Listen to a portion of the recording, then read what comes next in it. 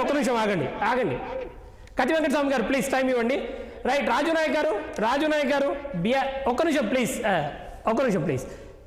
రాజు నాయక్ గారు ఎట్లా చూస్తున్నారు బీఆర్ఎస్ పార్టీగా ఇప్పుడు రాష్ట్రంలో జరుగుతున్న పరిణామాలను? నమస్తే అండి, అందరికి శుభ సాయంత్రం. ప్యానెల్లో ఉన్నటువంటి వాళ్ళకు 60 ప్రేక్షకులందరూ కూడా శుభ సాయంత్రాలు.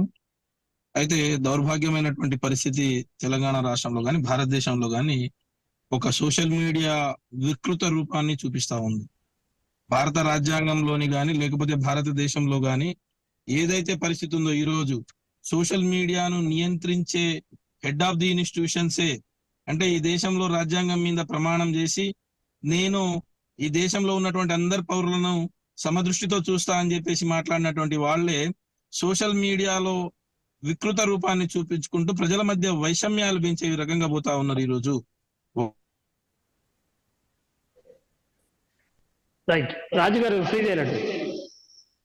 వాస్తవంగా చెప్పాలంటే ఇండియన్ పీనల్ కోడ్ 499 నుంచి 500 అంటే ఎవరైతే ఈ శోషిత ఉందో ఆ రక్షించేది పోయి వదిలేసి సాక్షాత్తు రాష్ట్ర ముఖ్యమంత్రి, దేశ ప్రధాని, దేశ హోంమంత్రి ఈ రోజు ప్రజలను డైవర్ట్ చేసే కార్యక్రమంలో ఉన్నారు.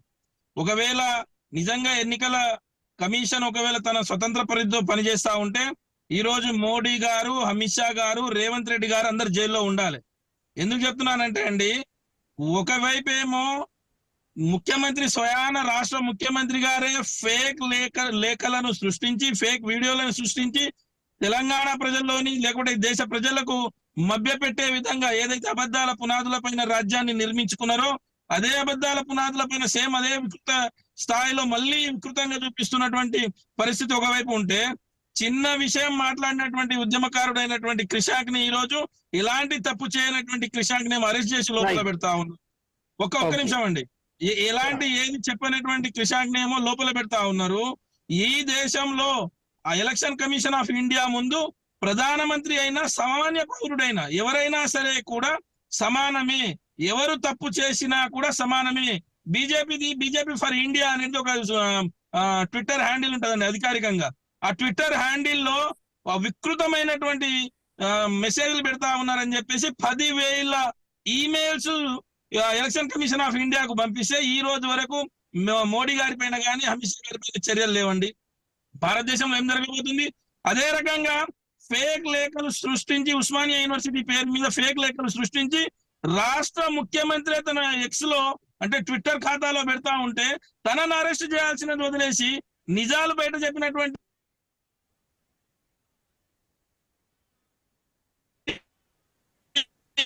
విద్యార్థి ఉద్యమకారుడికి ఈ రోజు అరెస్ట్ జైలు పంపించడం అనేది. అదే రకంగా ఈ రోజు ఢిల్లీ పోలీసులు అంటే బడే భాయ్ చోటే భాయ్ ఇద్దరు కలిసి ఏం చేస్తా ఉన్నారంటే ఇద్దరు ఒక నాటకం ఆడుతా ఉన్నారు. నేను కొట్టినట్టు చేస్తా, నీ వేసినట్టు చేయని, నేను కొట్టినట్టు చేస్తా, నీ వేడ్చినట్టు చేయని చెప్పేసి ఈ రోజు ఏం చేస్తా ఉన్నారంటే ఢిల్లీ పోలీసులు వచ్చి నోటీస్ ఇచ్చే వరకు కూడా ఇక్కడ ఉన్నటువంటి ఎఫ్ఐఆర్లు బయట తీయలేని పరిస్థితి. ఎందుకు తీయలేని పరిస్థితి అంటే ఇక్కడ ఏదైతే ఫోన్లలో వీళ్ళు చేస్తున్నటువంటి రహస్య సమావేశాలు కానీ వీళ్ళ యొక్క ఫేక్ వీడియోలు కానీ ఫేక్ ప్రచారాలు కానీ బయట ప్రపంచానికి తెలిస్తే, ఢిల్లీ పోలీసులకు తెలిస్తే మా యొక్క తత్వాంగం మా యొక్క అన్ని బయటపడతాయని చెప్పేసి ఈ రోజు వాళ్ళన్నీ కూడా రాష్ట్ర ప్రభుత్వం పరిధిలోనే ఉన్నాయని చెప్పేసి వాళ్ళ ఫోన్లు కూడా రాష్ట్ర ప్రభుత్వం తీసుకొని కోర్టుకు డిపాజిట్ చేసి ఇట్ ఈజ్ అండర్ జ్యుడిషియరీ అని చెప్పే పరిస్థితి వస్తుంది.